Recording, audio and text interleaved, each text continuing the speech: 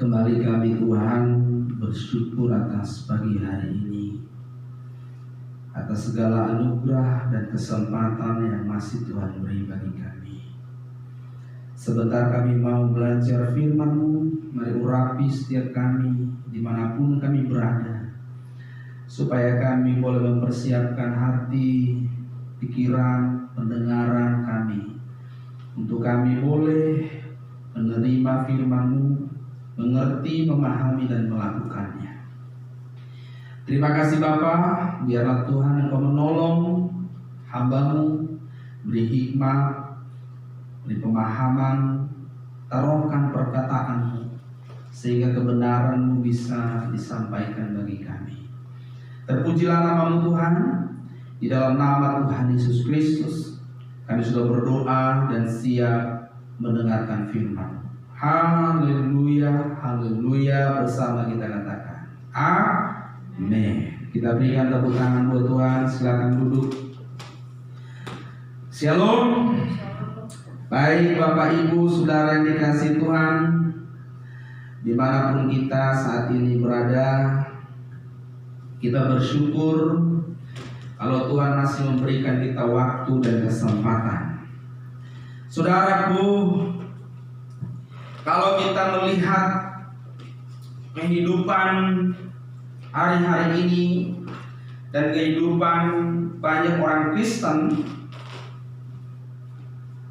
maka sebenarnya ada keprihatinan yang dalam ketika kita mengerti sebuah kebenaran, lalu kita melihat kehidupan kekristenan, kehidupan orang-orang Kristen yang mengklaim diri mereka adalah umat pilihan, orang percaya yang menjadi orang-orang spesial di hadapan Tuhan.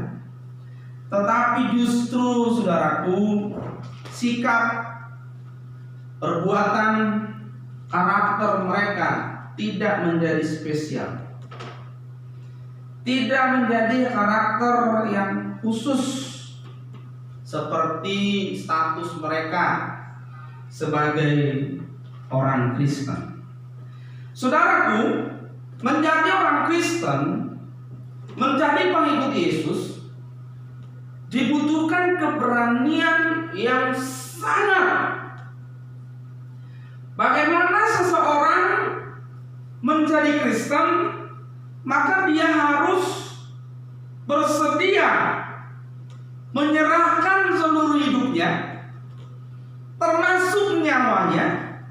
Itu dibutuhkan sebuah keberanian yang sangat, dan tidak semua orang memiliki keberanian ini. Kalau menjadi orang yang baik, ada banyak orang memiliki keberanian dan komitmen untuk hal itu. Dan ada banyak juga orang di luar non-Kristen yang punya keberanian menjalankan filosofi hidup mereka, yang memutuskan tidak menikmati segala fasilitas dunia.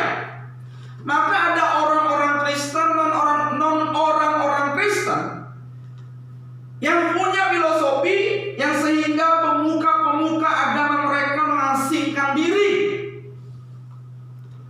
dari keindahan dunia, dari gemerlapnya dunia, karena mereka punya filosofi ingin mengasingkan diri dari segala pengaruh dunia. Dan mereka punya semangat, punya spirit bagaimana menjadi orang yang baik.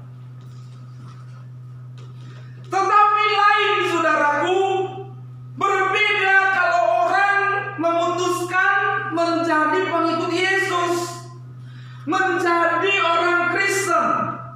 Tidak hanya sekedar keberanian menjadi orang baik, keberanian,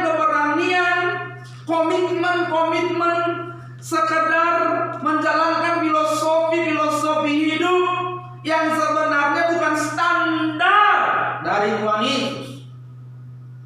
Kalau yang secara umum baik. Orang butuh kerja keras, orang butuh komitmen. Apalagi kalau orang memutuskan ikut Yesus, harus punya keberanian lebih dari orang-orang dunia pada umumnya. Orang dunia saja bisa berani habis-habisan membela orang lain. Bahkan firman Tuhan berkata, ada orang yang bahkan membagi-bagikan segala miliknya kepada orang lain, bahkan memberi nyawanya untuk orang lain. Tetapi firman Tuhan berkata, tapi kalau tanpa kasih, itu tidak ada gunanya. Fakta ini ada. Nah, orang Kristen pengikut Yesus tidak cukup hanya seperti itu, tetapi punya keberanian seperti panggilan menjadi orang Kristen. Maka kita hari ini akan bicara, apakah benar ikut Tuhan itu hanya bisa sekedar? Apakah benar ikut Tuhan itu bisa santai? Apakah benar menjadi pengikut Yesus bisa seperti air mengalir? Ya sudah, mengalir saja. Kita lihat keadaan. Ya kalau dunia ke kiri, kita ke kiri. Dunia ke kanan, kita ke kanan. Kalau kita belajar bagaimana orang-orang menyatakan diri menjadi pengikut Yesus, itu dibutuhkan keberanian yang sangat luar biasa. Kalau semangat mula-mula berkata, saya pengikut Yesus, saya Kristen, itu keberanian menyerahkan seluruh hidup dan nyawa dibutuhkan. Maka Yesus pun sebenarnya tidak mengurangi esensi itu, tidak mengurangi harga itu. Sampai kapanpun orang yang ikut Yesus akan tetap menuntut seluruh hidup diserahkan, akan tetap menuntut sebuah keberanian untuk menyerahkan nyawanya demi kebutuhan. Sampai kapanpun, dari dulu semenjak ada orang-orang Kristen pengikut Yesus, dan sampai selamanya, sampai dunia diakhiri, Tuhan Yesus tidak pernah mengurangi harganya, bahwa orang-orang yang ikut Dia dibutuhkan keberanian menyerahkan seluruh hidup, bahkan nyawanya demi ikut Tuhan. Dan tidak ada yang dikurangi. Itu sebabnya kebenaran-kebenaran yang kita baca dalam Injil menjelaskan dengan terang benderang mengenai hal itu. Lukas 14 ayatnya yang ke-25 sampai dengan 33. Sudah Bapak Ibu? Kalau sudah, saya akan bacakan bagi kita semua. Mari kita simak dan dengarkan baik-baik. Dengan perikop, segala sesuatu harus dilepaskan untuk mengikut Yesus. Pada suatu kali, banyak orang berduyun-duyun mengikuti Yesus dalam perjalanannya. Sambil berpaling, ia berkata kepada mereka, "Jikalau seseorang datang kepadaku dan ia tidak membenci bapaknya, ibunya, istrinya, anak-anaknya, saudara-saudaranya laki-laki atau perempuan, bahkan nyawanya sendiri, ia tidak dapat menjadi muridku. Barang siapa tidak memikul salibnya dan mengikut aku, ia tidak dapat menjadi muridku. Sebab siapakah di antara kamu yang kalau mau mendirikan sebuah menara, tidak duduk dahulu membuat anggaran biayanya? Kalau cukup uangnya untuk menyelesaikan pekerjaan itu, supaya jikalau ia sudah meletakkan dasarnya dan tidak dapat menyelesaikannya, jangan-jangan semua orang yang melihatnya mengejek dia sambil berkata, orang itu mulai mendirikan tetapi ia tidak sanggup menyelesaikannya. Atau raja manakah yang kalau mau pergi berperang melawan raja lain, tidak duduk dahulu untuk mempertimbangkan apakah dengan 10.000 orang ia sanggup menghadapi lawan yang mendatanginya dengan 20.000 orang? Jikalau tidak, ia akan mengirim utusan selama musuh itu masih jauh untuk menanyakan syarat-syarat perdamaian. Demikian pula lah tiap-tiap orang di antara kamu yang tidak melepaskan dirinya dari segala miliknya tidak dapat menjadi muridku. Saya ulangi. Demikian pula lah tiap-tiap orang di antara kamu yang tidak melepaskan dirinya dari segala miliknya tidak dapat menjadi muridku. Saudaraku yang dikasihi Tuhan, sebagai orang Kristen, sebagai pengikut Yesus, kalau kita baca dan pelajari ayat ini, ikut Yesus itu sebenarnya bukanlah sebuah kebahagiaan secara daging, secara keinginan, secara pikiran, perasaan kita, bukanlah sesuatu yang indah dan enak.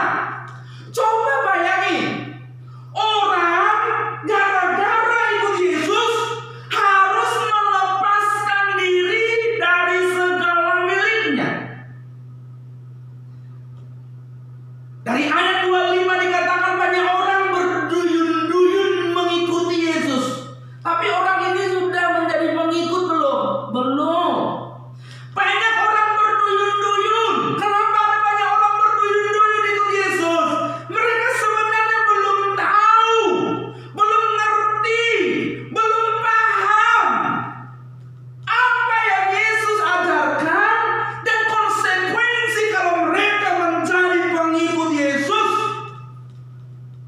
Kalau di ayat-ayat lain dijelaskan ada banyak orang ikut Yesus karena apa? Karena melihat roti dan mereka kenyang. Jadi banyak hari ini orang Kristen jadi pengikut Yesus untuk apa? Untuk hal-hal jasmani. Tetapi justru Yesus berkata, kalau kamu mau jadi pengikutku, kamu mau ikut aku, justru kamu harus melepaskan dirimu dari segala milikmu.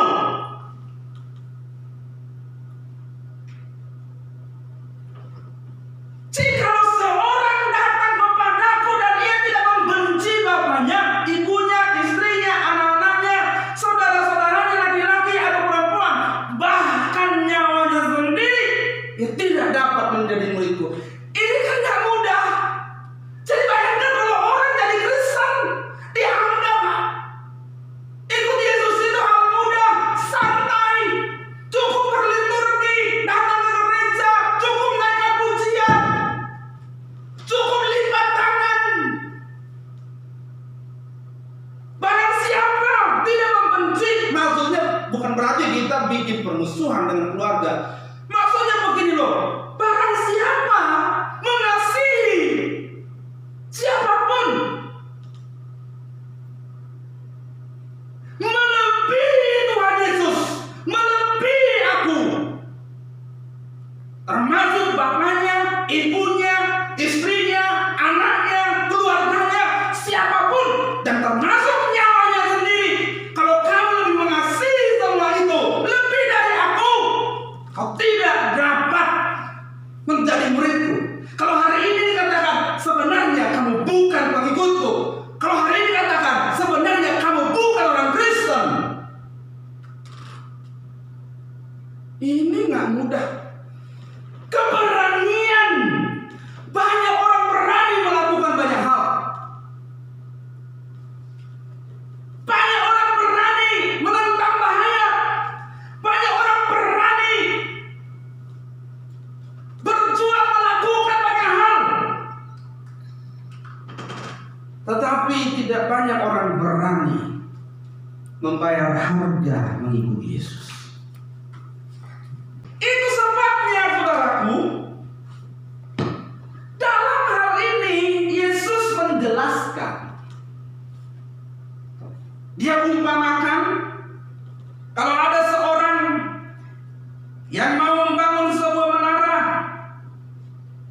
bukan rumah ya, menara.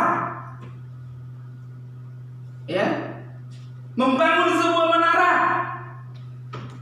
Apakah dia tidak duduk dulu lalu membuat anggaran biayanya? Kalau cukup uangnya untuk menyelesaikan pekerjaan itu, supaya jika ia sudah meletakkan dasar dan tidak dapat menyelesaikannya, jangan-jangan semua orang yang melihatnya mengejek dia sambil berkata, orang itu mulai mendirikan tetapi ia tidak sanggup menyelesaikan. Atau raja manakah yang kalau mau pergi berperang melawan raja lain tidak duduk dahulu untuk mempertimbangkan apakah dengan 10.000 orang dia sanggup menghadapi lawan yang mendatanginya dengan 20.000 orang? Jikalau tidak, ia akan mengirim utusan selama musuh itu masih jauh untuk menanyakan syarat-syarat. Jika tidak, demikianlah pula tiap-tiap orang di antara kamu yang tidak melepaskan dirinya dari segala miliknya tidak dapat menjadi murid. Yesus sedang bilang begini, mengikuti itu tidak mudah. Ibarat orang sedang mau membangun sebuah menara, dia tahu dia tidak sanggup membangunnya. Ibarat orang seorang raja mau berperang, lawannya kuat, jauh lebih kuat 2 kali lipat kuatnya dari dia harus tahu dia tidak sanggup. Maka bagaimana supaya dia sanggup? Dia harus melepaskan dirinya dari segala miliknya. Dia harus menyerahkan hidupnya kepada Tuhan. Baru dengan cara itu dia sanggup. Maka orang yang masih terikat dengan banyak hal, terikat dengan kesenangan A, kesenangan B, kesenangan C, dia tidak akan sanggup mengikuti Yesus. Itu sebabnya apakah dia tidak akan menghitung dulu anggaran? Ada banyak orang Kristen berpikir status ini mudah, status menjadi orang Kristen itu berat. Hitung anggarannya. Kau diibaratkan ingin membangun sebuah menara, bukan cuma sebuah villa, bukan cuma sebuah rumah, bukan cuma sebuah apartemen, menara. Saya pernah lihat nggak menara Eiffel? Hah? Menara paling tinggi di Malaysia. Pernah lihat nggak menara paling tinggi di Malaysia itu? Menara pencakar langit ya, ada di Malaysia. Menara apa tuh yang di Malaysia? Menara. Wah, itu menara.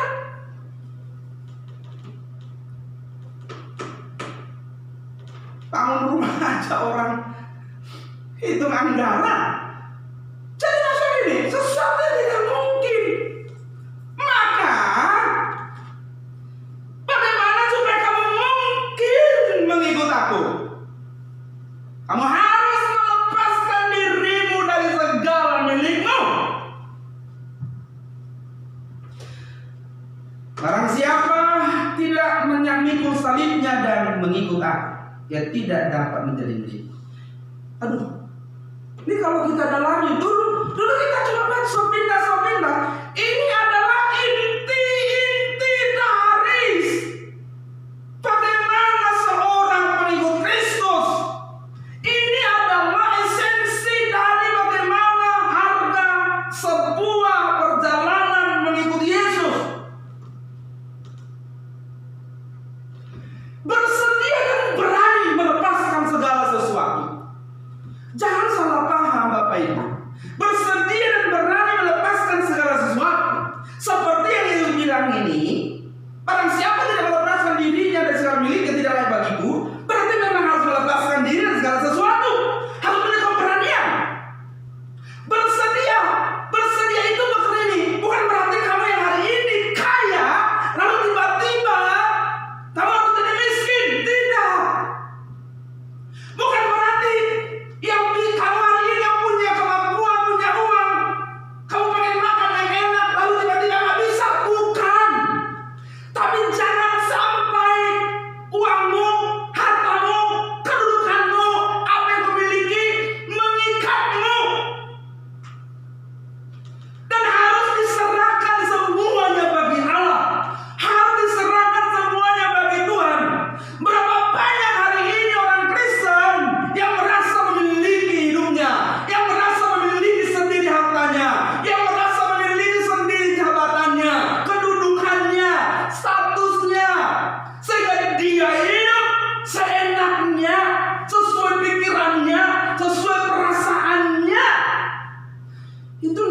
bisa. Berapa banyak hari ini orang Kristen yang terikat dengan kesenangan dunia, yang kalau tidak meraih sesuatu dia tidak bahagia, yang kalau tidak mendapatkan sesuatu dia tidak bahagia. Berarti kau diikat kesenangan, diikat cita-citamu. Orang seperti ini tidak bisa ikut Yesus. Berkeberadaan sebagai pengelola dari apapun yang kita miliki, harta, jabatan, karir, perasaan, keinginan, karena sadar bahwa pemilik yang sesungguhnya adalah Tuhan. Tetapi hari ini lihat banyak orang bagaimana dia menggulirkan hidupnya sesukanya. Bagaimana hari ini orang berlomba-lomba punya banyak, seolah-olah yang apa yang dia miliki, apa yang dia raih itu miliknya. Bagaimana orang-orang berlomba-lomba pengen jadi nomor satu, paling mapan di bumi. Dia nggak tahu bahwa semua yang dia miliki harus dilepaskan. Berapa banyak hari ini orang Kristen yang sulit menolong orang lain. Berapa banyak hari ini orang Kristen yang sulit, berat menganggap miliknya milik Tuhan. Terlalu banyak. Tapi mereka ikut Yesus. Terus banyak orang menganggap bahwa apa yang diraih di bumi adalah miliknya. Maka ada banyak orang ribut, selalu hak milik, ini milikku, itu milikmu. Banyak orang menganggap bahwa apa yang ada di bumi adalah miliknya, sehingga digunakan sesuai kehendaknya. Walaupun kelihatannya seolah-olah baik, tapi kalau itu ukurannya dirimu, keinginanmu, perasaanmu, tetap saja itu tidak diserahkan bagi Allah. Manusia berpikir bahwa kemapanan ada di bumi.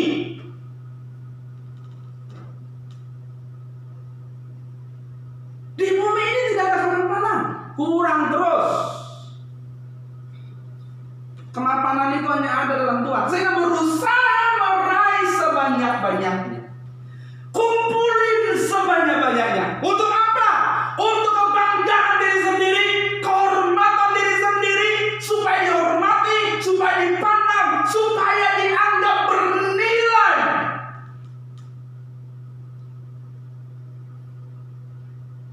Dan banyak orang sungguh-sungguh mencari sesuatu untuk pekerjaan Tuhan, sungguh-sungguh mencari sesuatu untuk kemuliaan Tuhan, meraih sebanyak-banyaknya di bumi dan mengabaikan keberadaannya di kekekalan. Bagaimana orang hari ini bisa berkata aku ikut Yesus sementara dia terus semakin mengikatkan dirinya di bumi?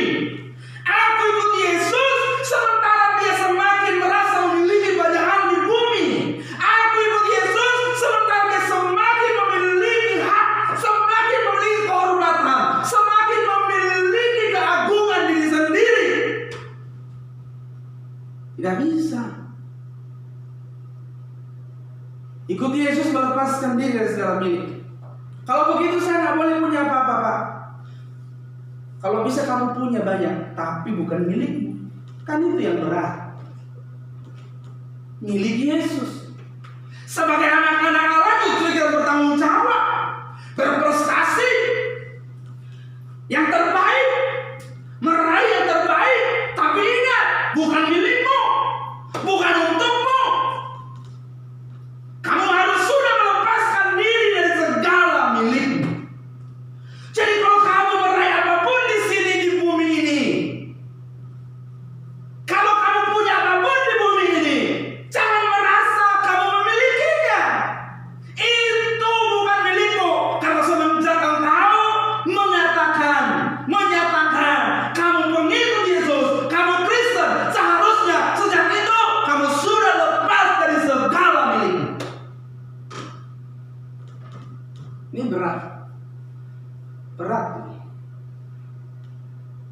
Apalagi kalau sudah menyangkut diri sendiri. Wah, Yesus datang ingin menyadarkan manusia bahwa kehidupan yang sebenarnya bukan di bumi, tapi di kekekalan.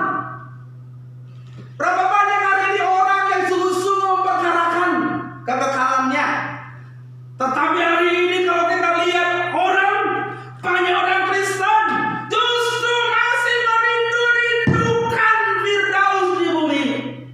Bagaimana supaya bahagia sebahagia-bahagianya, justru mereka rindukan di bumi.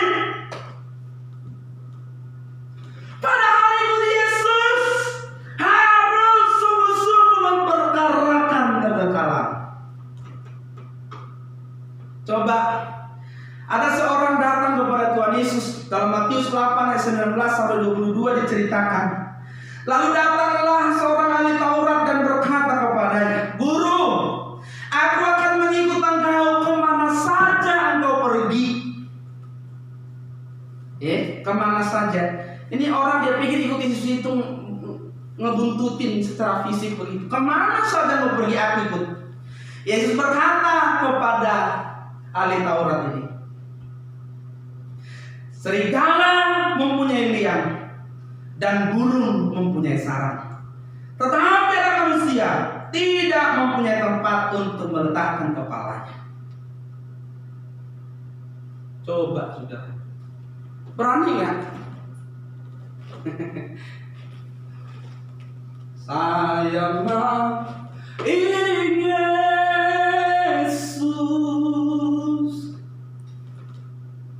Yesus bilang begini, serigala punya liang, burung punya sarang, pengikut Yesus tidak punya tempat meletakkan kepala.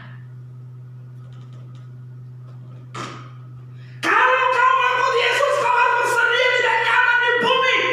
Kalau kau mengikut Yesus, kau harus berani tidak nyaman di bumi. Kalau kau mengikut Yesus, harus berani tidak memiliki kesenangan di bumi. Serigala punya liang, burung punya sarang, anak manusia tidak punya tempat meletakkan kepalanya. Mau ikut?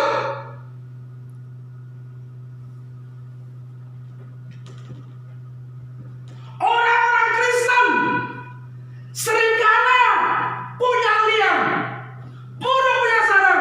Tapi kalau kau ikut Yesus, dengar ini baik-baik, anak manusia tidak punya tempat meletakkan kepalanya. Dia berkata kepada orang itu, "Aku mau ikut, aku mau ikut." Orang itu berkata kepada Yesus, "Aku mau ikut engkau kemana saja." Boleh, tapi ingat, jangan cari kesenangan ikut aku. Karena serigala masih punya liang, burung masih punya sarang, tetapi ikut aku, meletakkan kepala pun tidak ada. Tidak ada kenyamanan. Kenapa? Sebenarnya Yesus itu sedang memperkenalkan bahwa di dunia ini jangan fokus cari kenyamanan. Kalau kau mau ikut Yesus, fokus bukan kenyamanan di bumi. Kalau kau mau ikut Yesus, fokus bukan kesuksesan di bumi. Kalau kau mau ikut Yesus, fokus bukan kemapanan di bumi. Kau mau ikut Yesus, harus dipersiapkan bukan untuk nyaman di bumi, tapi untuk siap diangkat ke kekekalan. Lalu ada orang lain berkata 21, seorang lain yaitu salah seorang muridnya berkata kepada Tuhan, "Izinkanlah aku pergi dahulu menguburkan ayah." Tetapi Yesus berkata kepadanya, "Ikutlah aku dan biarlah orang-orang mati menguburkan orang-orang mati mereka." Ini bukan berarti kalau orang tua kita meninggal lalu kita nggak boleh kubur. Kalau begitu salah. Maksudnya begini, ini ada ceritanya, ya. Orang Yahudi punya tradisi, saudara. Kalau seorang anak laki-laki, orang tuanya meninggal, supaya dia dapat warisan, maka dia harus ikut menguburkan, ikut menghadiri pemakaman orang tuanya, supaya dia dapat warisan. Jadi sebenarnya Yesus tahu yang dipikirkan oleh orang ini bukan soal dia menguburkan orang tuanya. Yang dipikirkan orang ini adalah supaya dia dapat warisan, dapat harta. Jadi yang dia pikirkan, tapi izinkanlah dulu aku menguburkan supaya saya dapat warisan. Lalu Yesus menjawab, "Ikutlah aku, biar orang mati menguburkan orang mati." Sebenarnya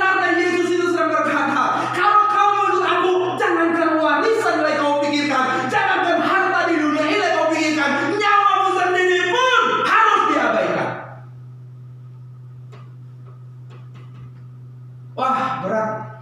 Jadi kalau nggak berani, aduh, lihatlah hari-hari ini, bagaimana orang bisa memikul salib kalau masih tersinggung saja mudah.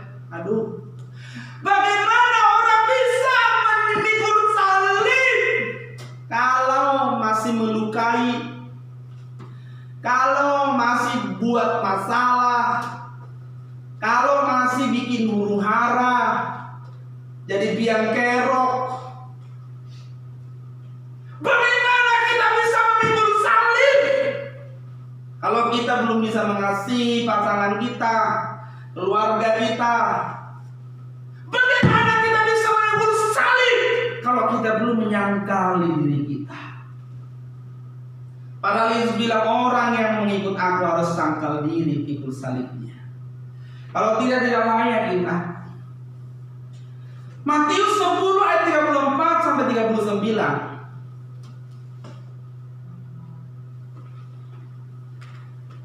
Di situ dikatakan sebagai hal untuk memperjelas ayat yang kita baca di Lukas 14 tadi. Jangan kamu menyangka bahwa aku datang untuk membawa damai di atas bumi. Aku datang bukan untuk membawa damai, melainkan pedang. Sebab aku datang untuk memisahkan orang dari ayahnya, anaknya perempuan dari ibunya, menantu perempuan dari ibu mertuanya, dan musuh orang ialah orang-orang seisi rumahnya.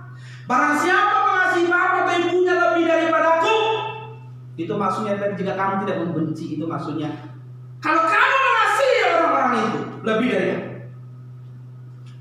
ia tidak layak bagiku. Dan barang siapa mengasihi anaknya laki-laki atau anak atau perempuan lebih daripada aku, ia tidak layak bagiku. Barang siapa tidak memikul salib dan mengikut aku, ia tidak layak bagiku. Barang siapa mempertahankan nyawanya, ia akan kehilangan nyawanya. Dan barang siapa kehilangan nyawa karena aku, ia memperolehnya. Jadi kita harus sungguh-sungguh paham, orang yang ikut Yesus harus berani kehilangan nyawa. Dalam Matius 10 ayatnya yang ke-39 ini, kata nyawa di situ saya sudah pernah jelaskan. Kata nyawa di situ dalam bahasa aslinya adalah suke.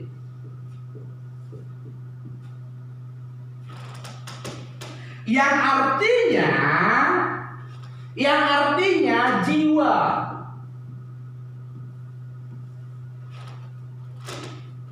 Ya. Di dalam jiwa inilah terdapat apa? Pikiran dan perasaan.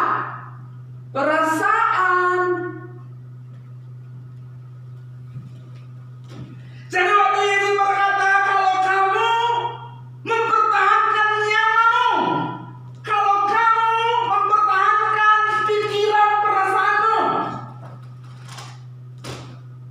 yang hendak menjadi sama seperti orang dunia, yang memiliki selera sama seperti orang-orang dunia, pikiranmu, perasaanmu, keinginanmu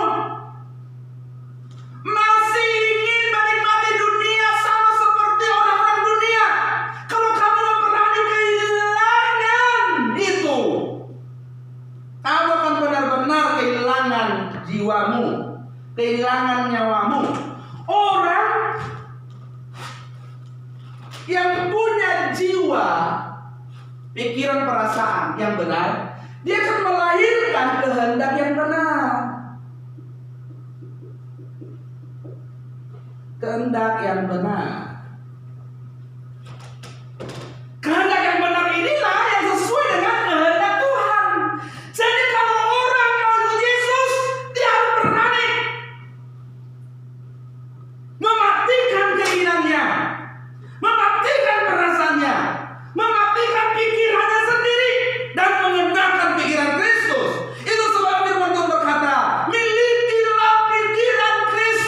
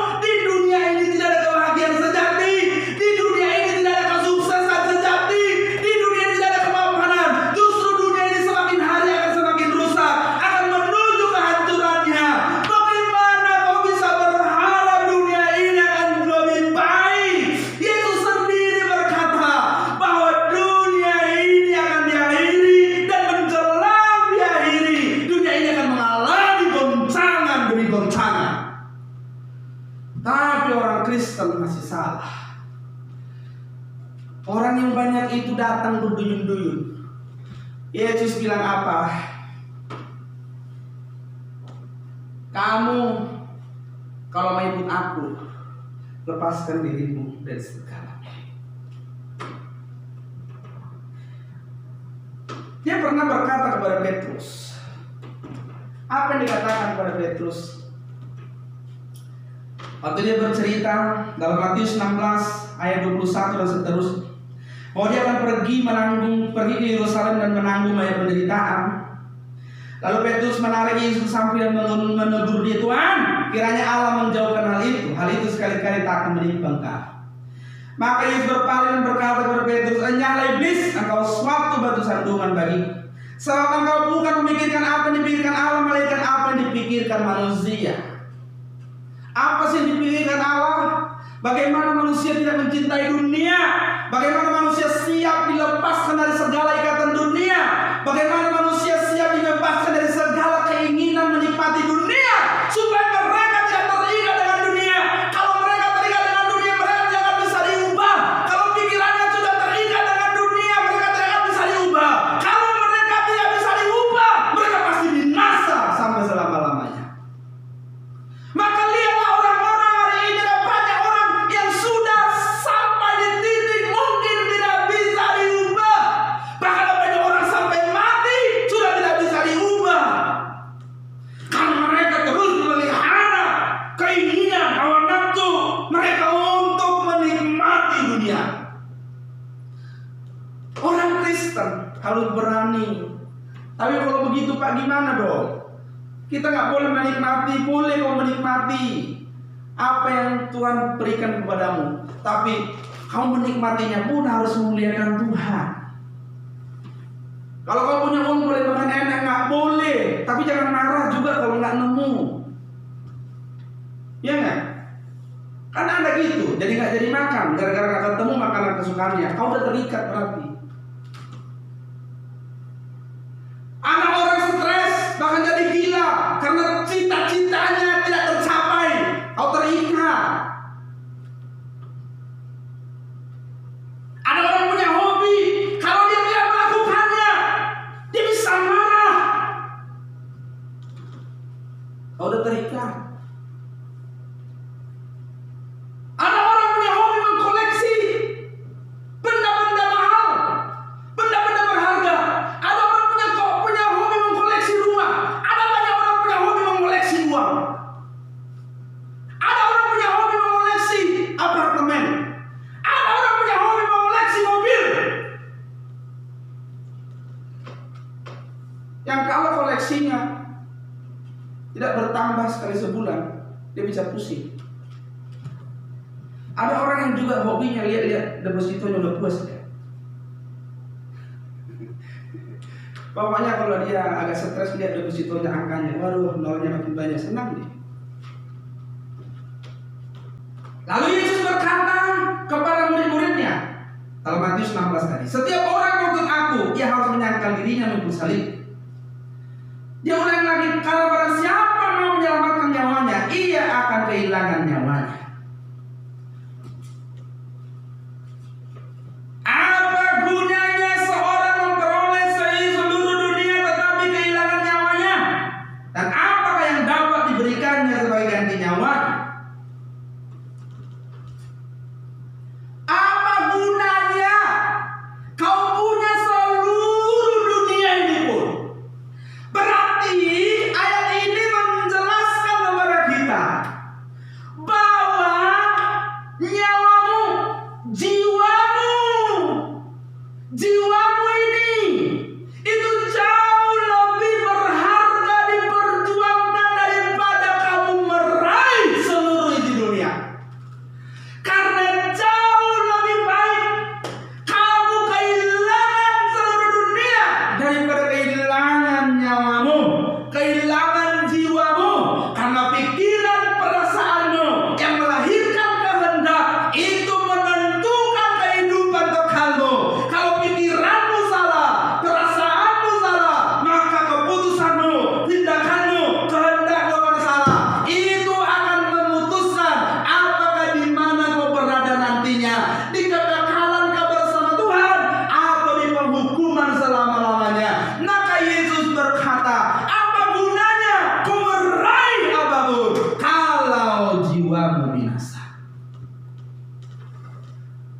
penting, saudara. Jiwa ini. Jadi jiwa ini harus diisi dengan baik, karena ini menentukan kualitas pikiran dan perasaan. Kualitas pikiran dan perasaan itu menentukan kualitas kehendak. Jadi kalau pikiranmu rusak, perasaanmu rusak, pasti kehendakmu rusak. Maka Yesus datang ini mengembalikan pikiran dan perasaan yang rusak ini, mengembalikan gambar dan rupa Allah, supaya melalui gambar itu, supaya melalui rupa itu, kita memiliki kualitas kehendak yang dikehendaki oleh Allah. Maka kalau pikiran diisi dengan salah, kalau pikiran diisi mencintai dunia, kalau pikiran diisi meraih, terikat dengan dunia, pasti kehendak salah. Tidak akan mungkin bisa memahami kehendak Allah. Bersedia dan berani mengikuti jejak Tuhan Yesus. 1 Petrus 2 ayat yang ke-21. Sebab untuk itulah kamu dipanggil, karena Kristus pun telah menderita untuk kamu dan telah meninggalkan teladan supaya kamu mengikuti jejaknya. Jejak yang mana yang Yesus tinggalkan? Melakukan kehendak Bapa dan menyelesaikan pekerjaannya. Itulah jejak yang ditinggalkan Tuhan Yesus. Bagaimana dia tidak memusingkan hal-hal perkara-perkara dunia. Sebelum dia memulai pelayanannya, iblis menawarkan kemegahan dunia. Dia menolak orang-orang yang punya masalah, punya persoalan, menderita. Dia tidak pernah menawarkan kekayaan. Dia tidak pernah menawarkan kemapanan di bumi. Orang miskin yang datang kepadanya, dia tidak menawarkan uang dan harta. Orang-orang yang menderita, dia tidak menawarkan kesenangan di dunia. Dia menawarkan kerajaan Allah. Supaya apa? Karena memang kebahagiaan di sini semu. Kalau kamu mau mendapatkan kebahagiaan yang sebenarnya, kamu ikut aku. Karena kamu akan aku bawa kepada kehidupan yang kekal. Di sanalah hidup yang ideal, yang sesungguhnya. Kalau Tuhan Yesus mau bikin orang miskin jadi kaya, dia pasti jadi pengusaha. Dia pasti jadi orang berduit. Coba, tapi untuk kasih makan orang 5.000 orang saja laki-laki dia bikin mujizat. Kenapa sih Yesus nggak jadi orang kaya saja? Kalau mau bikin orang yang miskin jadi kaya.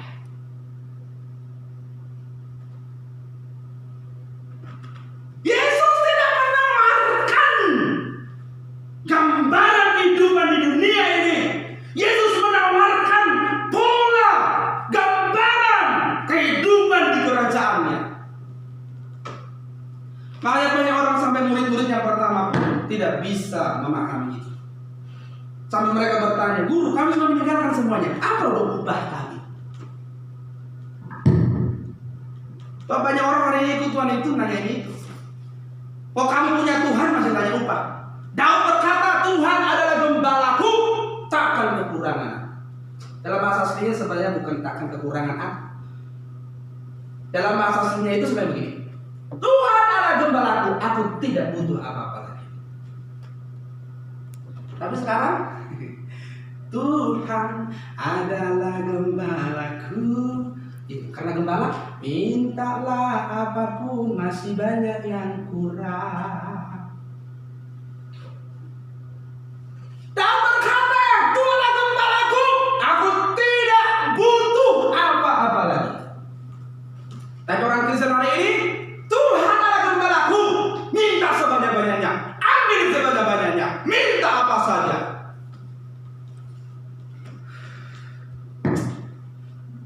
Bagaimana Yesus taat kepada Bapaknya, bahkan nyawanya pun. Kalau boleh Tuhan Bapa, lakukan, tapi jangan. Aku mau melakukan kehendak dan menyelesaikan pekerjaan. Ikuti. Yesus pun menderita, meninggalkan teladan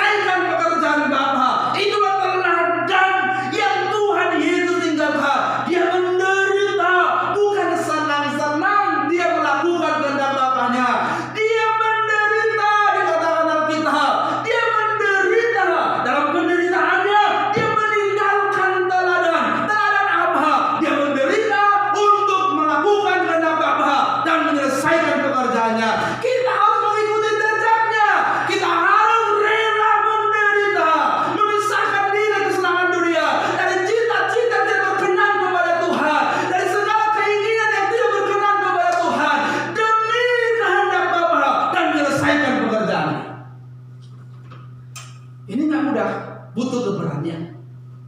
Harus berani baru bisa. Jadi kalau saya Kristen, itu keberanian yang luar biasa dibutuhkan dari seorang Kristen. Semua harus lepas.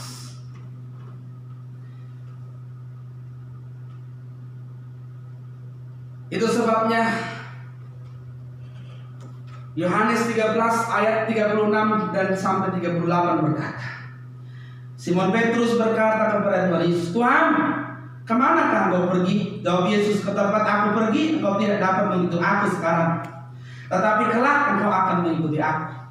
Kata Petrus kepadanya, Tuhan, mengapa aku tidak dapat mengikuti engkau sekarang? Aku mau memberikan nyawaku bagimu. Petrus ini belum paham. Yesus sudah bilang, kau belum bisa ikut aku sekarang, mungkin nanti bisa. Karena memang Yesus tahu motifnya mereka ini masih jasmani, masih duniawi. Mereka pun menginginkan Yesus menjadi raja di bumi. Mereka ingin memulihkan kerajaan Israel. Yesus di bumi secara jasmani.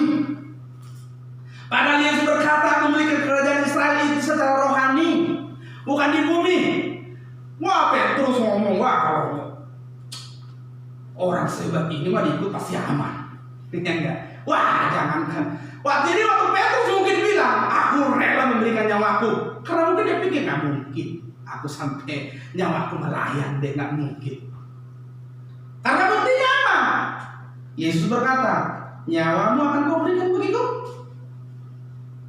Sesungguhnya aku berkata, ayat 38 kepadamu, sebelum ayam berkokok, engkau telah menyangkal aku 3 kali.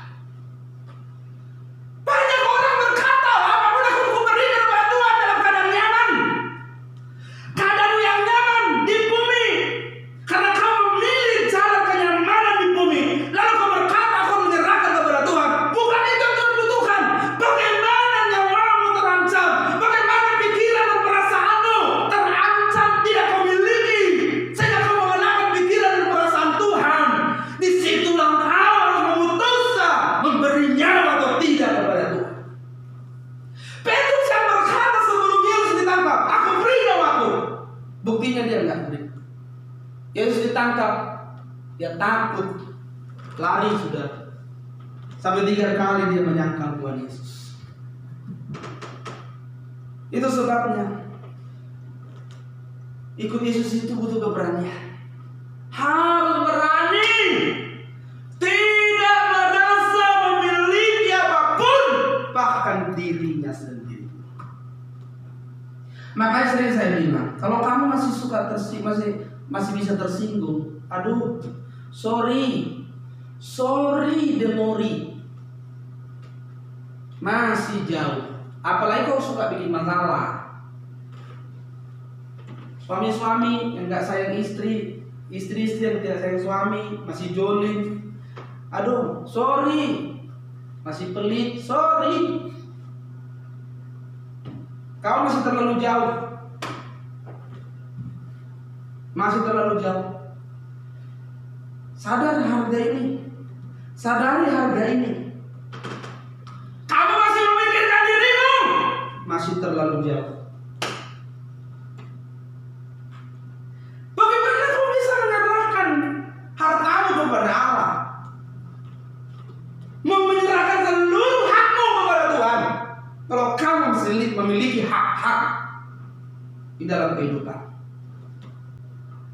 Itu sebabnya sejak masih di bumi, kalau kau berani ikut Tuhan, kalau kau berani ikut Yesus, sejak masih di bumi, kau harus bersedia dan berani memindahkan hatimu ke surga. Berani kan? Umat-umat Tuhan yang di rumah atau siapapun berani, sejak hari ini kau pindahkan hatimu di surga. Kata jangan Pak, lupa. Gimana Pak? Yesus yang berkata itu. Matius 6 ayat 19 sampai 21. Jangan kamu mengumpulkan harta di bumi. Faktanya, jangan senggol hartaku. Awas. Jangan mengumpulkan harta di bumi. Di bumi nyengat dan karat merusakannya, dan pencuri membongkar serta mencurinya. Kenapa Yesus firman ini bilang, jangan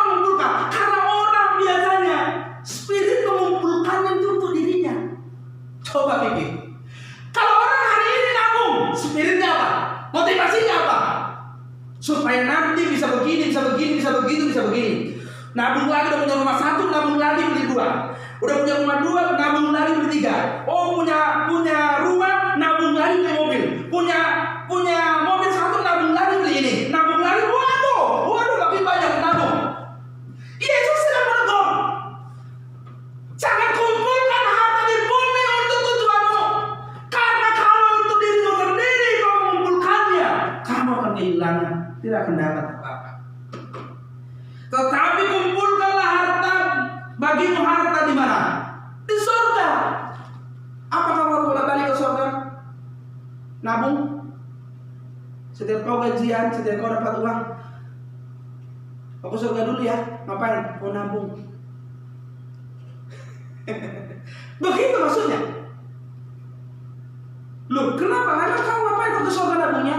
Kan Firman berkata, kumpulkan hartamu di surga. Emang di surga banknya apa? Belum tahu sih. Nanti mau tanya kasirnya. Tellernya, bank apa sih? Bank surga. Bisa. Maksudnya mengumpulkan harta di surga bukan berarti kau hari ini pergi ke surga.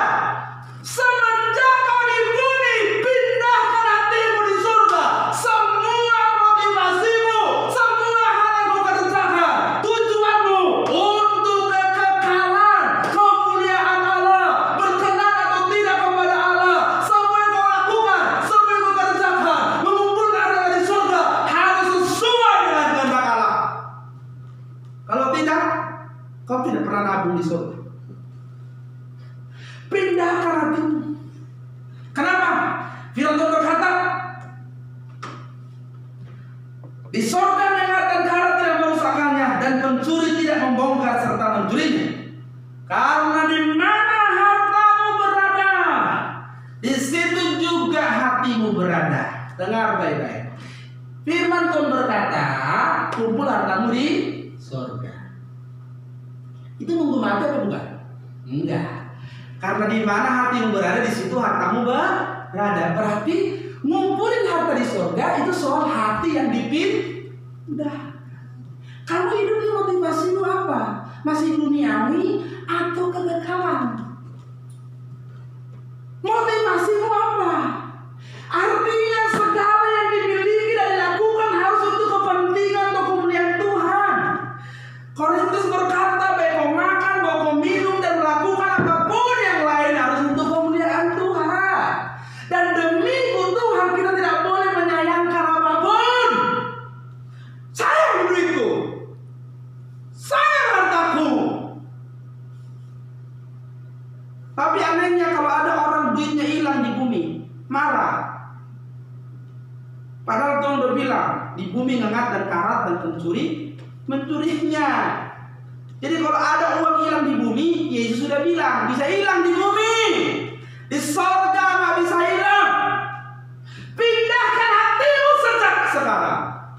Semua yang kulakukan, semua yang kukerjakan, fokus kepada kekekalan. Itu maksudnya. Berarti hartamu sudah di surga. Yang di sini bukan hartamu, semua dipersembahkan bagi Allah. Kita punya harta loh. Di bumi kau nggak boleh punya harta. Di bumi kau nggak boleh punya merasa memiliki sesuatu. Semua yang kau punya di sini bukan milikmu. Harus dikembalikan untuk kemuliaan Tuhan. Tidak boleh memiliki hartamu sendiri nanti di surga. Tuh, gimana Pak Yu begitu? Harus berani. Amin. Termasuk nyawa kita. Tidak boleh disayangkan. Untuk kemuliaan Tuhan. Seluruh hidup harus dalam Dia dan tidak boleh ada satu hal pun yang kita lakukan tanpa Dia.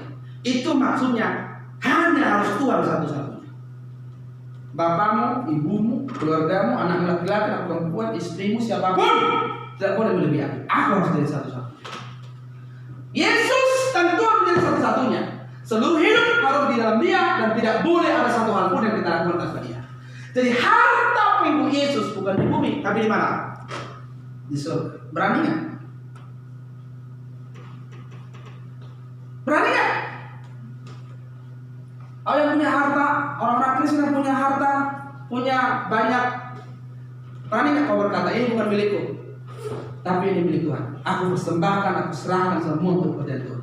Atau kamu menjaganya sedemikian rupa, bahkan kamu lupa. Banyak orang sangat sayang dengan keluarganya. Banyak orang habis-habisan membela keluarganya, tapi tidak habis-habisan untuk Tuhan. Bukan tidak boleh, justru kau harus menyayangi keluargamu, bahkan semua orang. Tapi seluruh hidupmu di atas semuanya harus dipersembahkan buat Tuhan, bukan untuk kesenanganmu. Amin. Firman Tuhan berkata dalam Matius 6 ayat 24, tak seorang pun dapat mengabdi kepada dua tuan, karena jika demikian ia akan membenci yang seorang dan mengasihi yang lain, atau ia akan setia kepada yang seorang dan tidak memindahkan yang lain. Kamu tidak dapat mengabdi kepada Allah dan kepada mammon. Jadi orang nggak bisa bilang begini, Pak, boleh nggak Pak? Saya separuh dunia, separuh surga, separuh iblis, separuh Tuhan. Nggak bisa. Harus full untuk Tuhan atau untuk dunia. Tidak boleh memeraih dua-duanya. Salah satunya. Itu bukan berarti kita jadi orang yang aneh. Fokus orang percaya harus optimisnya bukan di bumi, tapi optimisnya itu di kekekalan. Optimisnya orang percaya bukan di bumi, tapi untuk kehidupan yang akan datang. Jangan membangun Firdaus di bumi. Bumi ini harus dijadikan gelanggang pertandingan. Itu sebab Firman Tuhan berkata, bertandinglah dalam pertandingan iman yang benar. Gelanggang pertandingan untuk meraih kemenangan. Hidup di bumi hanya menuju persiapan, hanya persiapan menuju kekekalan, bukan puncak dari kehidupan. Jangan kau berpikir hidup yang sebenarnya di bumi. Hidup yang sebenarnya adalah setelah kita mati, ada di balik kubur. Disitulah hidup yang sebenarnya dimulai. Jadi persiapanlah yang kita kerjakan menuju kekekalan hari ini. Jadi fokus orang ke langit baru bumi baru, bukan jadi anti berbuat baik, anti sosial, anti. Nah, justru fokus orang ke kekekalan. Justru harus menjadikan dia dengan segala daya yang dimiliki, dengan semua hal yang dia miliki, akan dia gunakan untuk menolong, membantu, melakukan apapun yang berkenan kepada Allah. Jadi perbuatan baik bukan ukuran yang mutlak. Ukuran yang mutlak adalah pikiran dan perasaan kita yang seirama dengan Tuhan, sehingga tindakan kita sesuai dengan kehendak Allah. Kalau seseorang merasa tidak bahagia karena tidak mencapai dan memiliki sesuatu di dunia ini, itulah salah satu ciri keterikatan kita dengan dunia. Jadi saudaraku, keberanian ikut Yesus adalah keberanian kehilangan segala milik. Maksudnya kau tidak boleh terikat dengan apapun, semua milikmu harus untuk Tuhan. Lalu mengikutinya. Mengikutinya maksudnya apa? Mau diproses supaya karakter kita diubah. Mengikuti jejaknya Tuhan Yesus, karakter kita dari hari demi hari. Peristiwa demi peristiwa, kejadian demi kejadian harus digunakan mengubah hidup. Untuk mengenakan hidupnya, sehingga Tuhan Yesus menjadi yang sulung.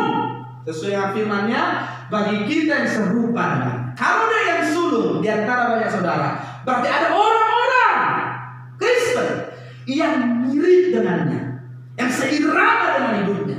Maka dia yang sulung, dan yang lain itu saudara-saudaranya. Supaya kita menjadi manusia yang berkenan kepada Bapa, sama seperti Yesus yang mengenakan tubuh manusia dalam kemanusiaannya, berkenan kepada Bapa. Ini dibutuhkan keberanian yang sungguh-sungguh. Jadi kalau kamu berani menyebut dirimu Kristen, kalau kamu berani menyebut, kalau kita berani berkata aku Kristen, kamu harus memiliki keberanian yang luar biasa, sama seperti yang dimiliki oleh Tuhan Yesus. Dia berani melepaskan, menyerahkan segalanya demi melakukan kehendak Bapa. Kalau kita berani menjadi pengikut Yesus, Kau harus berani melepaskan apapun demi ikut Tuhan Yesus. Tuhan memberkati.